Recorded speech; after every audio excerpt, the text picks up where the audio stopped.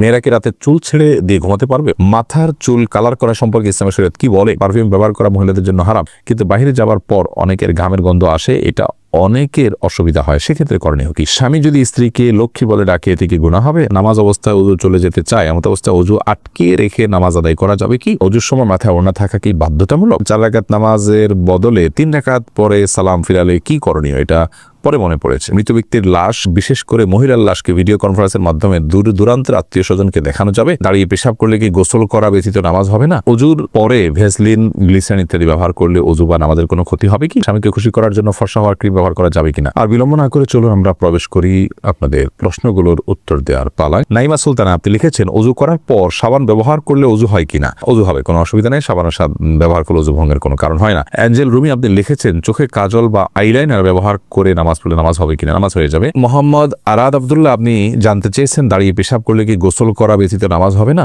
দাঁড়িয়ে পেশাব করলে যে গোসল করতে হবে এমনটি বাধ্যতামূলক নয়, বরং দাঁড়িয়ে পেশাব করার পরও আপনি গোসল ছাড়া নামাজ আদায় করতে পারেন। দাঁড়িয়ে পেশাব করতে গেলে যদি আপনার শরীরে কোথাও ছিটে ফোঁটা লাগে বা পেশাব লেগে যায়, সেই জায়গাটা আপনি ধুয়ে ফেলবেন, ধুয়ে আপনি সালাত আদায় করতে পারবেন।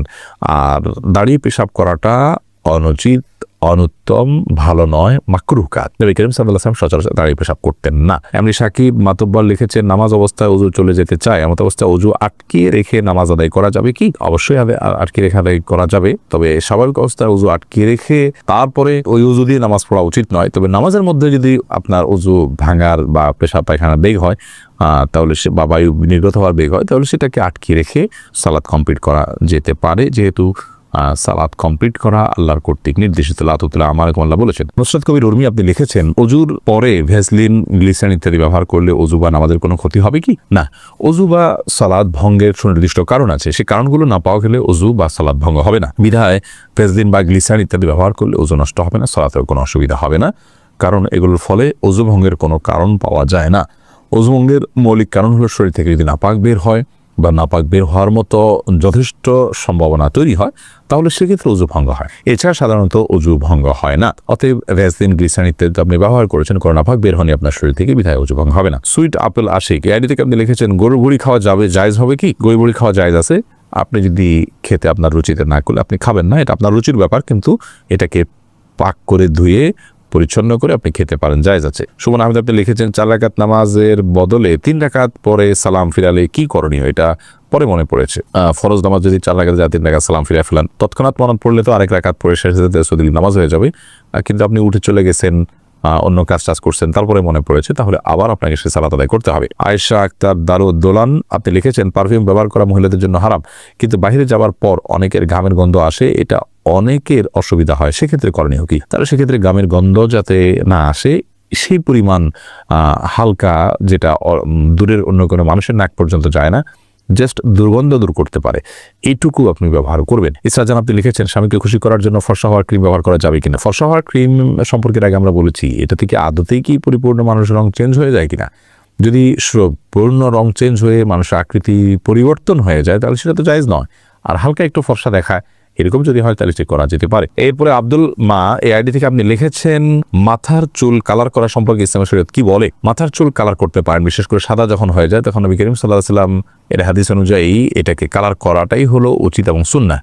তিনি বলেছেন, ইয়াহুদিরা সাদা চুল রাখে, তোমরা এটাকে কালার করবে, ওয়াজান্নিবু সাওয়াদ, তবে তোমরা কালো কালার থেকে বিরত থাকবে। অতএব মেহেদি বা এই জাতীয় কোনো ন্যাচারাল কোনো কিছু যদি আপনি কালার করতে পারেন, সেটা সুন্নাহ। এরপরে প্রশ্ন করেছেন হাবিবা, আপনি লিখেছেন, ওযুর সময় মাথায় ওড়না থাকা কি বাধ্যতামূলক? ওযুর সময় মাথায় ওড়না থাকা বাধ্যতামূলক নয়, বরং মাথার ওড়না ফেলে কেউ যদি ওযু করেন, ওযু করতে পারেন। যদি তাকে কোনো গায়রে মাহরাম পুরুষ দেখার আশঙ্কা না থাকে, তিনি মাথার কাপড় চোপড় ফেলে, ওড়না ফেলে মাথার, তারপর তিনি ওযু করতে পারেন। বরং আমরা যখন ওযু করার জন্য মুখমণ্ডল ধৌত করব, তখন আমাদের কাপড় যদি মাথায় থাকে, অর্থাৎ ওড়না যদি টানা থাকে, তাহলে সেক্ষেত্রে এগুলোতে কিছুটা হলো পানি লেগে যাবে, ভিজে যেতে পারে। এই জন্য মাথার ওড়না না রেখে ওযু করা যাবে। যদি মাথার ওড়না রেখে আপনি ওযু করেন এবং আপনার ওড়না খুব একটা না ভেজে আপনার অসুবিধা না হয়, আপনি করতে পারেন।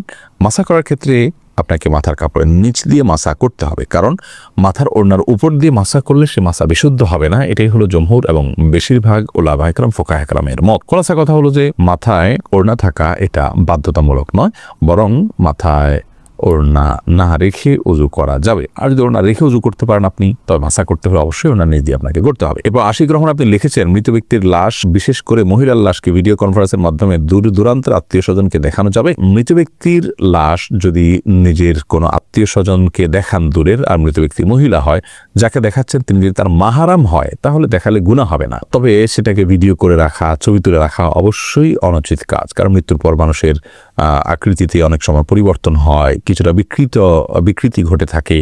এগুলোকে ধারণ করা, রাখা বা বিভিন্ন জায়গায় প্রচার করানোর সময় মৃত ব্যক্তির জন্য অপমানের হয়, যেটা তিনি জীবদ্দশায় হয়তো পছন্দ করতেন না যে তার বিকৃত কোনো রূপকে কেউ প্রচার করুক। সেজন্য রেকর্ড করে রাখা অনুচিত। তবে লাইভে যদি দেখানো হয় তার কোনো মাহারামকে, যাতে পর্দার কোনো বিধান লঙ্ঘন না হয়, তাহলে সেক্ষেত্রে কোনো হারাম কিছু হবে না বলে আশা করি। তবে মনে রাখতে হবে, খুব দ্রুততার সাথে আপনার দাফন কাফনের ব্যবস্থা করা, এই সমস্ত লাইভ কনফারেন্স এগুলো করতে যেন খুব বেশি বিলম্ব না করা হয়, সে বিষয়টি অনেক গুরুত্বপূর্ণ। কারণ আসরি আবিল জানাজা হাদিসে আসছে, জানাজা খুব দ্রুততার সাথে তোমরা দাও। ওমর ফারুক আপনি লিখেছেন, অজু নষ্ট হয়ে গেলে আবার অজু করে মোজার উপর মাসা করলে কি হবে? অজু যদি নষ্ট হয়ে যায়, নতুন করে অজু করেছেন, পরিপূর্ণ অজু করেছেন, সে অজুতে পাও ধুয়েছেন, এরপরে আপনি যদি মোজা পরেন, সে মোজার উপরে আপনার বাসাবাড়ি থাকলে 24 ঘন্টা পর্যন্ত যতবার অজু করবেন, আর মোজা না খুলে পাও ধোয়ার পরিবর্তে মোজার উপরে এভাবে ভেজা হাত টেনে দিয়ে মাসা করলে চলবে। শর্ত হলো মোজা চামড়ার হতে হবে, অথবা এমন কাপড়ের মোজা হতে হবে যেটা অত্যন্ত শক্ত, অত্যন্ত মজবুত। এমন না হয় যে মাসা করলেন আর ভেতরে ভিজে গেল, কিংবা মোজা পরলেন তো আপনার চামড়া দেখা গেল এত পাতলা, খুব বেশি ঠুনকো। বরং খুব মজবুত ধরনের কাপড়ের মোজা যদি হয়, যেটা পরে দীর্ঘ পথ হেঁটে যাওয়া যায়, এরকম মোজার উপরে মাসা করা জায়েজ হবে। দিলেরিয়া আরিফ আপনি লিখেছেন, স্বামী যদি স্ত্রীকে লক্ষ্মী বলে ডাকে, এতে কি গুনাহ হবে? না, এতে গুনাহ হবে না। তবে লক্ষ্মী এটা হিন্দুদের দেবতার নাম হওয়ার কারণে এইভাবে এটাতে না রেখে এটা বোঝায় এরকম অন্য কোনো কিছুতে ডাকা ভালো। তাছাড়া কারোর প্রতি ভালো লক্ষণ আছে, এসব গুলোর ভিত্তিতে অনেক সময় লক্ষ্মী বলা হয়। তো এই সমস্ত দৃষ্টিকোণ থেকে লক্ষ্মী বলা জায়েজ নয়। এমনিতেই আপনার আদর করে কেউ লক্ষ্মী বলে ফেললো, ওই রকম কোনো দৃষ্টিভঙ্গি তার নাই, বা মাথায়ও তার সেটি নাই, তাহলে সেক্ষেত্রে তিনি গুনাহগার হবেন, ব্যাপারটি সেরকম নয়। তবে